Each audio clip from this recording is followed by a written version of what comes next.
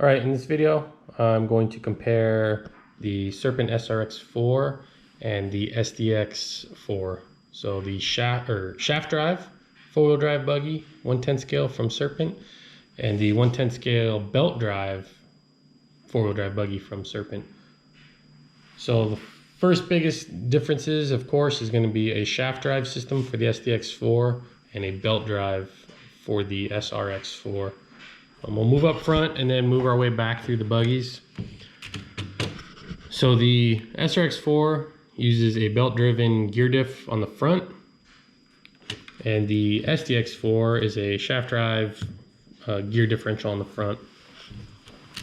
The SDX4 is kind of unique in that it didn't have very many commonality with the SRX line of vehicles at the time. So the SRX2 mid-hybrid rear motor, the short course truck, those as well as this are all out at the same time. The SRX4 Gen 3 is really a combination of the SRX2 Gen 3 buggy in the rear end and the SRX4 front-wheel drive or four-wheel drive buggy belt. Now the SRX4 was out before the SDX4, but the SRX4 wasn't really that popular because it was belt. Took a little bit of maintenance compared to the shaft drive. However, the SRX4 had a lot more parts commonality with the SRX2 short course and two-wheel drive buggy than the SDX4 ever did. Some of the universals or common things are the spur gears.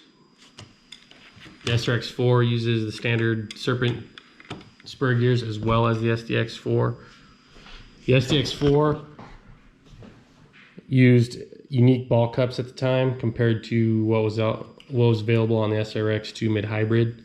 The shocks are the same though. All the 10 scale off-road use the same style 12mm shocks. The SRX4 has a floating servo mount. So it's mounted by two screws on the bottom of the chassis. And then the servo is bolted to the mount, which is bolted to the chassis. The SDX4 probably, I won't say more innovative in that it came up with that first, as well as multiple servo orientations. So you can take the servo and then you can also flip it over and then have it on the left side of the chassis. You can also run it up front in this little space up here, which was a really good feature. I used to run that a lot. It uses floating servo mount. I think this is a really good design, real good mount, because it allowed you a lot of opportunities. So if you put the servo over here, you could put the motor up front and forward on this side. You could put the servo up underneath here. Another feature I really liked is the servo saver. On the 10 scale, especially on the carpet tracks, the high-speed tracks, steering takes a big hit on those pipes if you're turning in too quickly. So that was another feature I really liked. The CVDs kind of are these universals. This is the SDX4. I never drove the SDX4 Evo, which had a different style, but these weren't bad, but they weren't good. You had to check these drive pins because they could come out. You're always checking your set screws, but that was one issue, is that the universals would come on, pins would come out. That's not an issue with the SRX4, obviously, because it uses the belt, but that belts have their own unique issues. So in the center of the buggies, the SDX4 was made for a shorty style 2-cell lipo. The SDX4 Evo had a better chassis. This chassis and this side rail would cause your battery to rock a little bit in here, which is actually is very inconvenient. It features this tray stiffener. So to stiffen up the whole chassis, you had these screws in here. You could put just 2 or 1 or none and kind of limit the flex.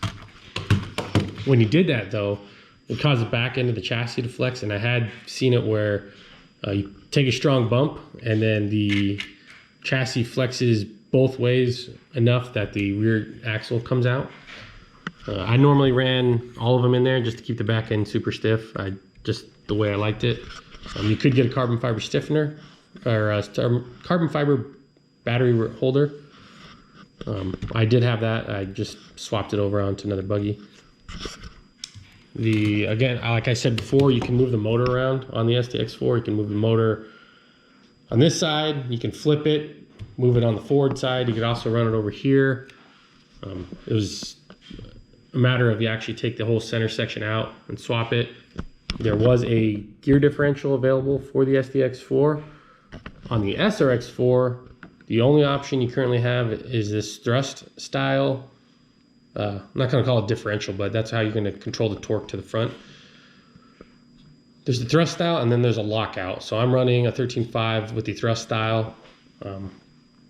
I haven't found a reason to go to the lockout yet. I'm sure in maybe a 17.5 four-wheel drive buggy, you'd run the lockout, or even a 21.5 if there's a class out there for that, to run the lockout.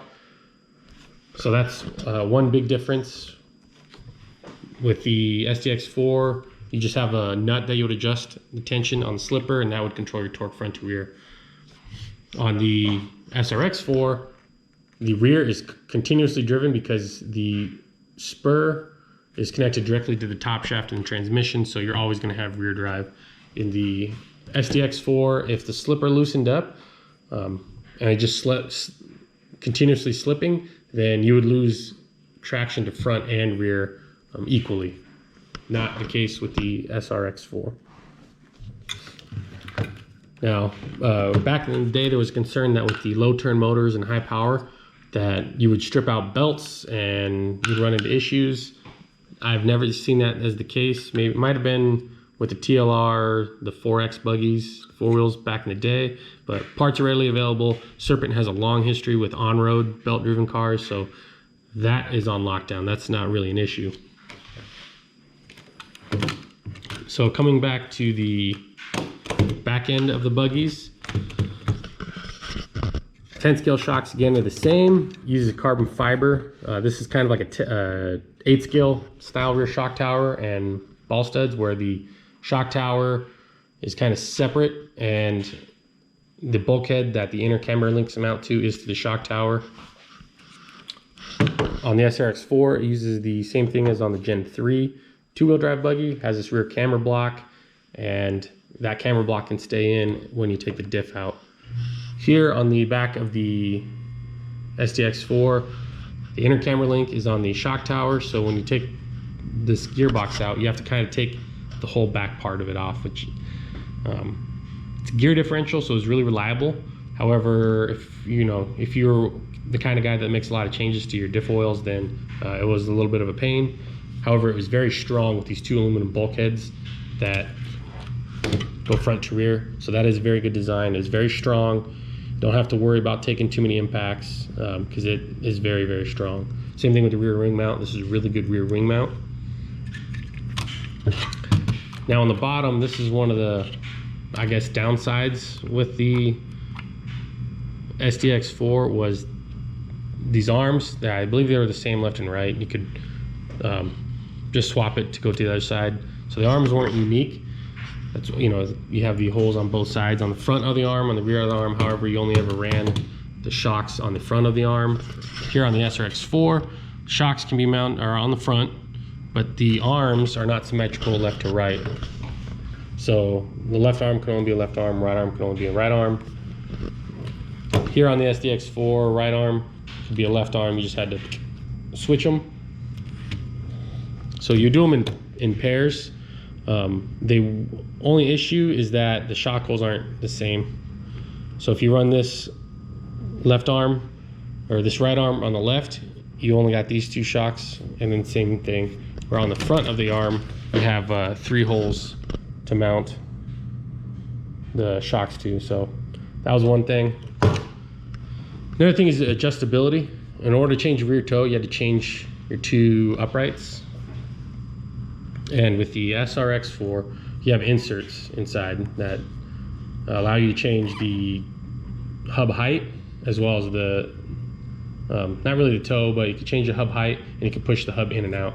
Your toe is going to be controlled on the inner blocks. But here on the SDX4, your toe is controlled out here, but you didn't have any control of your hub height, so you're really limited on what you can do. Again, it also uses universal style axles instead of the CVDs. I never really had an issue with these too much because you're always checking them. Very low friction, really good. Just you had to use these axles. Where on the SRX4 you can use more traditional style CVDs. So your CVD pins and stuff are very similar. Here you had to buy the whole axle. Now you can swap them left and right and for maintenance, but they were a little bit different. Another issue is controlling the diff height. So in a lot of cars, specifically like the SRX4, you control your diff height and roll center with eccentrics in the differential. The only thing you had here was a shim. So you literally shim the entire diff up and down, and that's how you can control the diff height. But it was a lot more crude than it is with the SRX4. So that's one adjustability that I like about the SRX4 is you can control the diff height real simple with some eccentrics. Raise it up, raise it down. Very, very simple. The same on the SRX4, you have the same ABC D block pills, so they're all the same. It's all the same geometry, part number. You don't have to worry too much about that. Again, here you're limited on what you can do and how you can do it. This was a good buggy, but even when it came out, I thought the SRX4 was a better buggy. Overall, the SDX4 Evo was an improvement, mainly on the chassis, the side rails,